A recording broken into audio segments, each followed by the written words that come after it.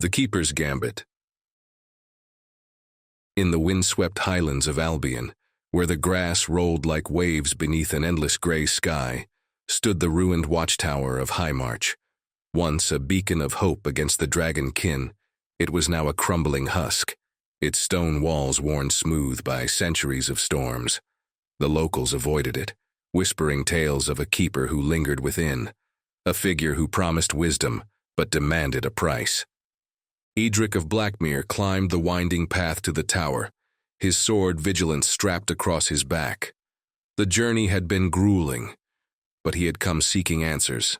The Veil Wyrm, defeated weeks ago, had left behind a cryptic prophecy etched into the stone of its lair.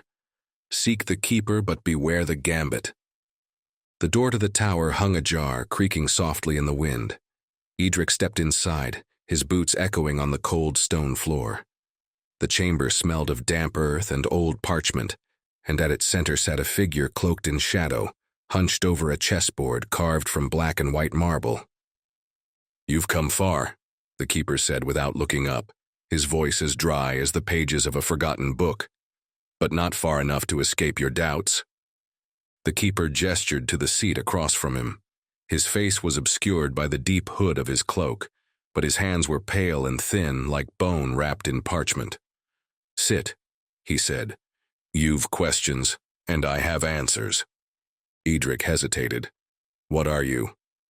"I am the Keeper of Choices," the figure replied, moving a piece on the board. "Every slayer who walks this path finds me eventually. Some seek power, others seek wisdom, but all must play my game." Eadric's hand hovered near the hilt of vigilance. "And what is the price of your answers?" The Keeper chuckled, a sound like the rustling of dry leaves. "Not your soul, if that's what you fear.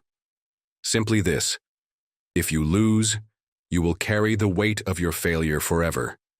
If you win, the path ahead will become clear." Eadric frowned.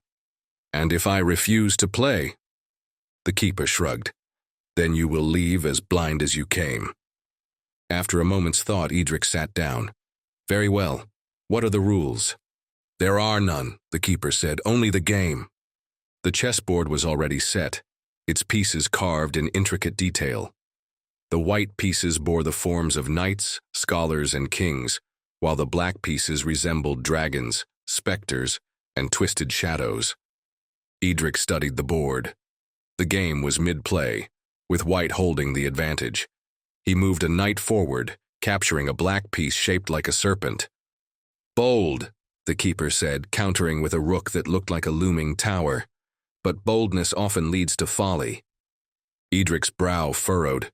The game felt wrong, as though the pieces were more than stone. Each move seemed to tug at something deep within him. His memories, his fears, his desires. "You fight well," the Keeper said, moving another piece. "But tell me, Eadric, why do you fight? What is it you truly seek?" Eadric hesitated, his hand hovering over a bishop. "I fight because I must, because the people of Albion deserve a chance to live free of the dragon's shadow." "A noble answer," the Keeper replied, "but not the truth." As the game progressed, the board seemed to shift and blur. The white pieces became familiar faces, Valen, Isella, Kale, while the black pieces took on the forms of dragons Eadric had fought and slain. Each move felt heavier, the weight of every decision pressing down on him. The Keeper moved a pawn forward, and the figure of Khal, the hollowed knight, fell to the Black Queen. "You could have saved him," the Keeper said, "but you chose to retreat." Eadric's grip on his piece tightened. "I did what I had to do." "Did you?" the Keeper asked, tilting his head. "Or did you let fear guide your hand?" Eadric placed his bishop, capturing the Black Queen. "Perhaps, but fear is not my master." The Keeper's hands paused, his next move slower. "And what of doubt? What of the choices you regret but cannot undo?" Eadric met the Keeper's gaze, his voice steady.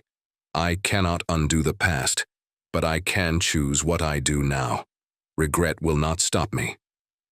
The board was nearly empty now, the game coming to its climax. Eadric's king was cornered, with only a single pawn standing between him and defeat. The keeper's pieces loomed, their black forms radiating malice. "You are outmatched," the keeper said. "One wrong move, and all is lost." Eadric studied the board, his mind racing. The pawn was insignificant, a weak piece, but it was positioned to strike. He moved it forward, claiming the Black King in a final, desperate gambit. The board froze and the keeper laughed, a sound both amused and approving. "You risked everything on the weakest piece, a fitting end for a slayer." Eadric stood, his breath heavy. "Did I win?" The keeper swept his hand across the board, the pieces vanishing into mist. "Winning and losing are illusions, Eadric. What matters is that you played, that you chose." The keeper rose, his form towering over Eadric. "You have passed my test, Slayer. Not because you won, but because you faced your doubts without flinching." The shadows around them receded, and the walls of the watchtower crumbled away, revealing a path that stretched into the distance. At its end loomed a fortress of black stone, where Eadric knew his next dragon awaited. "Go," the keeper said, his voice fading. "The choices ahead will test you far more than this game. But remember, doubt is not your enemy.